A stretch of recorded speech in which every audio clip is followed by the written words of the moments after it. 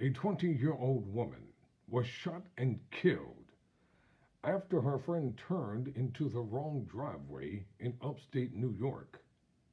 I'm Tyrone Bowman. This is Tyrone Bowman Tonight. According to CNN, a 20-year-old woman was shot and killed Saturday after she and three others accidentally turned into the wrong driveway while looking for a friend's house in rural upstate New York, authorities said.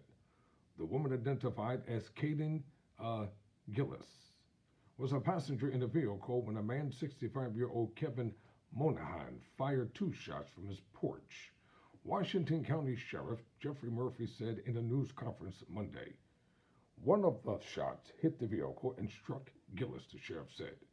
It's a very rural area with dirt roads. It's easy to get lost. They drove up this driveway for a very short time, realized their mistake, and were leaving when Mr. Monahan came out and fired two shots, the sheriff said, adding that the area has poor cell phone service. Monahan has been charged with second-degree murder in connection with her death, Murphy said. He was arraigned on Sunday on the murder charge, his attorney told CNN. A bail hearing is pending for Tuesday or Wednesday, the district attorney and defense attorney both said. The shooting happened just days after a black teenager in Kansas City was shot twice by a white homeowner after going to the wrong address to pick up his siblings.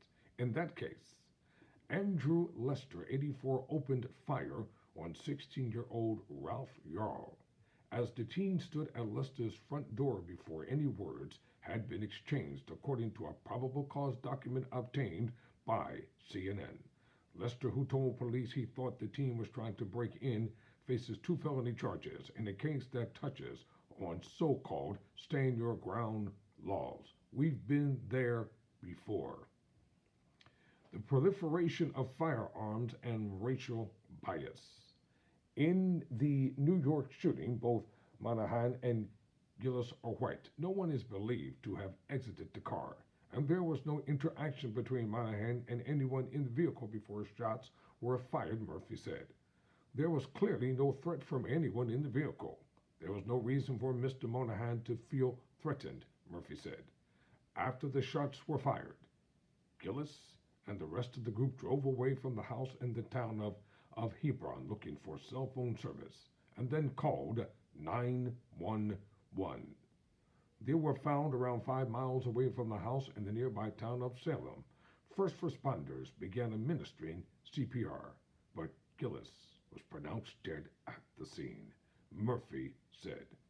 This is a very sad case of some young adults that were looking for a friend's house and ended up at this man's house, who decided to come out with a firearm and discharge it, the sheriff said. Monahan's attorney, Carl Muser, disagreed with the sheriff's description of events. This was not a simple case of coming up a driveway and turning around, he told CNN. The description I was given by my client is there were multiple vehicles, including a motorcycle, revving engines coming up the driveway at a high rate of speed. Muser said Monahan felt that created an atmosphere and a fear that there was menace going on. The sheriffs confirmed there were several vehicles traveling together, a car with 2 passengers, a car with 4 passengers, including Gillis and her boyfriend, and a motorcycle driving up and down the street looking for an address. He said witness accounts from inside the cars and forensics proved the shots were fired as the group exited the driveway. The car in which Gillis was a passenger was the last vehicle to turn around and leave, he said. I don't know how they could menace anyone with those type of actions, but they were clearly leaving the residence when the shots were fired, Murphy told CNN. He also said no 911 calls regarding loud noises coming from vehicles were reported by Monahan or neighbors. After the shooting, police officers responded to Monahan's home and found him to be uncooperative, Murphy said, adding he refused to exit his residence to speak with police. He was taken into custody hours later with help from the New York State Police Special Operations Response Team, according to a press release from the Washington County Sheriff's Office. All he had to do was act like he was a black man, and they would have had the entire squad out there, and that would have been the end of that. Speaking to CNN on Tuesday, Murphy said Monahan had not made any statement about the shooting and obtained a lawyer before he came out of the house. He quite frankly has not shown any remorse in this case, he said. However, Milser pushed back against the notion that there was a standoff with police when he was asked to surrender. This is a sad story to have to report, and it makes no sense for this young lady to have been murdered by an unremorseful man who knowingly and intentionally knew what he was doing. I'm Tyrone Bowman.